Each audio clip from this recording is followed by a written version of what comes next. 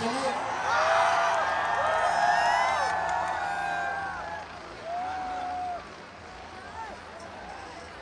मंच पे हमारी बीच भोजपुरी की बहुत ही अच्छी अभिनेत्री काजल राघवानी जी आई है। मैं चाहूंगा कि आशीर्वाद देने के लिए पहुंच जाए। जी इधर आ जाइए, सामने आ जाइए। एक जोरदार तालियां बजाकर स्वागत करें, जोरदार। थोड़ा सा राजन भैया आप लोग रेडी हो जाए, जोरदार तालियां बजे।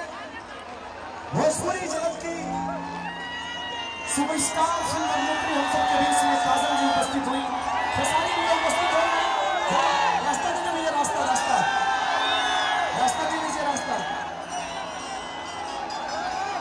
गुलशन भाई बाबा के प्रणाम बा।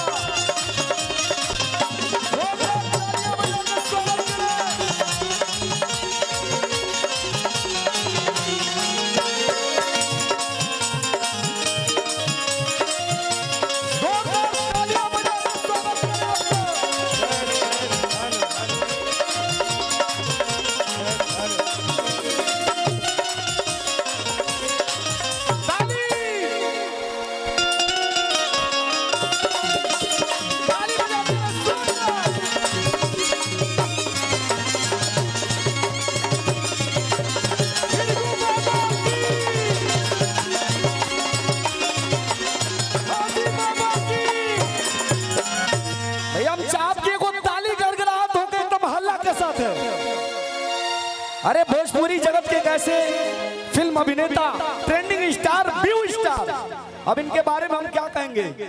खेसारी भैया के बारे में एक वो चीज हम कहे बड़ी मोहब्बत के साथ कि आज संगीत के कुछ ऐसा मिसाल बा, आज संगीत के कुछ ऐसा मिसाल बा, सुर बा, सरगम बा, साथी साथ ताल बा, और अपने यूपी बिहार पूरे विश्व में एक ही नाम जेकर नाम खेसारी लाल बा।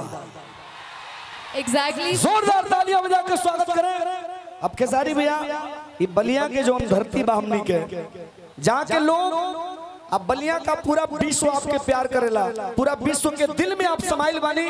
आपके आशीर्वाद, आपके मोहब्बत से लोग इतना व्याकुल रहेगा आपके देखे खातिर। एक चीज हम कहल चाह भैया खातिर कि शाकी लिखा, खुमार लिखा, जाम लिख दिया। शाकी लिखा, खुमार लिखा, जाम लिख दिया, एक दिल बचा था वो भी आपके नाम लिख दिया।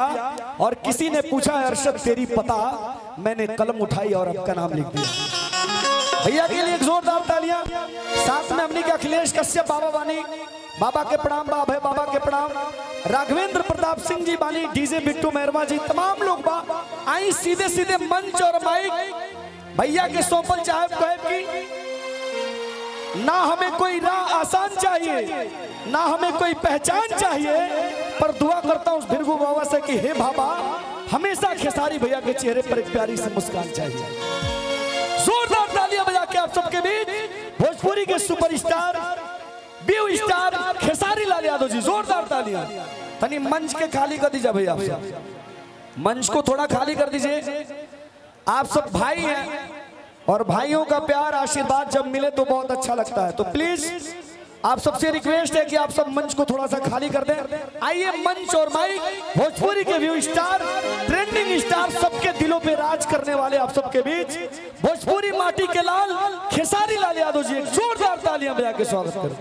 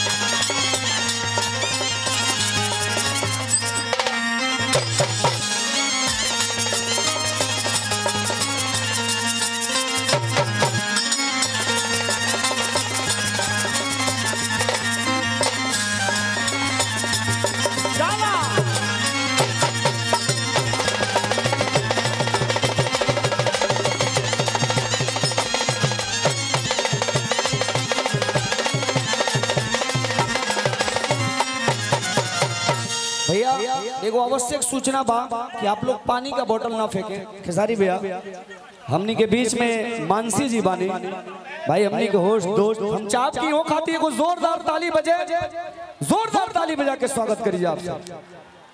नहीं तालियां मेरे लिए अब नहीं बजनी चाहिए, क्योंकि जब बगल में इतने hot and handsome Khesari Lal ji खड़े हो तो तालियां अगर मेरे लिए बजेगी तो फिर ये बहुत गलत बात हो जाएगा। ये बताइए अगर हॉट हम है तो आप क्या हैं? अभी बोल नहीं सकते सबके सामने, लेकिन आपको क्या लगता है? आप लोग पानी का बोतल मत फेंकिए, अपने आप को फेंक दीजिए। नहीं दिल फेंकिए, दिल फेंकिए, खेसारी लाल जी पे दिल फेंकिए। आप लोग पानी फेंक के क्या होगा? कार्य विनोद अंतरिक्ष में जाइए कहाँ? एक नंबर, जहाँ थोड़ा सा पुलई पकड़ कि तू आराम से रॉकेट की तरह उड़ जाइबो। का कहल जा मैंने तहरा दोसर अरे हिला के गिराइबे का बाबू, हिलाओ मत न तो गिर जाई जौन लगे बैठल बा। हम जब भी बलिया के धरती पे आते हैं तो मेरा गांव तो बगले में है, तो मुझे कभी ये महसूस आप लोगों ने नहीं होने दिया कि खेसारी आपके घर का बेटा नहीं है। हमारे बड़े भाई राघवेंद्र भैया जिनके सौजन्य से कार्यक्रम हमेशा, और मेरे बड़े भाई उमा शंकर सिंह जी आज हमने के भतीजा के रिसेप्शन में बनी जा, और एक कार्यक्रम हमरा बजाते जे भैया के घरे जब कार्यक्रम होला तो उमा शंकर भैया कार्यक्रम ना करावेले, यज्ञ करा देले। ये सौभाग्य इस धरती का है कि उमा शंकर सिंह जैसा बेटा पैदा किया है कि आज आप लोगों को इतने सारे स्टार आप सामने से देख पा रहे हैं, लोगों का प्यार ले पा रहे हैं, अपना आशीर्वाद दे पा रहे हैं। तो दिल से धन्यवाद पूरे कलाकार जाति से, सबको दिल से धन्यवाद उमा शंकर भैया को, उनके पूरे परिवार को। और आज इस चेहरे पे मुस्कुराहट अगर है तो इसका श्रेय आप सबको जाता है। और आज न्यायपालिका ने खेसारी को न्याय दिया है तो उसका वजह हमारे हिमांशु भैया हैं। तो दिल से धन्यवाद मेरे बड़े भाई हिमांशु भैया को कि उन्होंने इतना मेहनत करके खेसरिया को न्यायपालिका अच्छाई की जीत हुई। साच के कब आँच आवेला, साच परेशान हो सकता लेकिन तबाह हार नहीं के सकत। सुनात नहीं खे भैया, वो लोग के सुनात नहीं खे, कहेगा चालू नहीं खे का। हेलो थोड़ा सा बढ़ा दो। हेलो हेलो, नींबू खरबूजा कर दी, अभी नींबू की तरह बज रहा है, इसको खरबूजा कर दीजिए। अब सुना था, अरे भाई चलिए उधारी बाबू बैठिए, हम लोग नाचेंगे आज। चलिए जितना लोग भी आइल बा बलिया के धरती आज रसड़ा में, ये दूसरी बार हम कार्यक्रम करतनी। एक बार 351 बहिन सन के शादी रहे हो में हम और रवि किशन जी आई रहनी जा, और इतना भीड़ की कोनो ऐसा जगह बाकी ना रहे। और आज वही सैलाब फिर से भैया के दरवाजा पर, और भैया के प्यार करे वाला दिल से प्रणाम है उमा शंकर भैया को। प्रिंस यूकेसी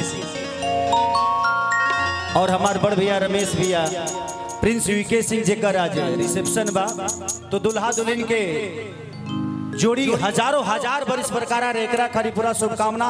अच्छा हम के जोरदार तनी ताली बजा के आशीर्वाद दे दिलो दुल्हा दुल्हन के। अच्छा दुल्हा दुल्हन के एंट्री होके वाला बा, तो थोड़ा सा आप लोग थोड़ा सा साइड दे दीजिएगा ताकि दुल्हा दुल्हन को आने में कोई प्रॉब्लम नहीं, क्योंकि आज उसी दुल्हा दुल्हन की वजह से खेसारी आज हिलावे वाला बा। और मेरे साथ बहुत सारे कलाकार आए हैं। हाँ, काजल रखवानी जी आई हैं, अक्षरा सिंह जी आई हैं, सपना चौहान जी आई हैं। भैया ये संभव नहीं है, हमें लोग बैठे के कह भी लोग खड़ा करे वाला लोग हैं। अब बताई हूँ करे के कहीं कि तू बैठ तो कह के मुड़िए पर बैठ जाई है ना हो, तू जहाँ बाड़ा ध के धैले रही बाबू, तनी मुनी जे चुक भइल ना ते रॉकेट खानी चंद्रयान पर चल जेबे। तो ध्यान दियो आराम से। अब ओकरा ऊपर मत जा ना तो डायरेक्ट ऊपर निकल जीबो। ओने कोनो रास्ता नहीं है। देखा बाबू